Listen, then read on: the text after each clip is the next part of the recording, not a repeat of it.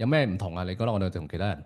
誒、最主要你哋係肯手把手咁教啦，一對一咁樣啦。咁如果我去其他網站睇，可能齋睇冇乜作用咯，要自己摸咯，慢慢摸，即係變咗慢好多咯。我覺得嗯係，OK。咪？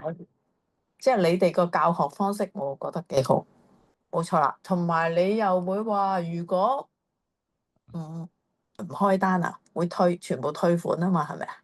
我哋個條件就係嗱，我哋會幫你申請政府個100萬嗰個資助嘅，每個嗯月10萬蚊啦。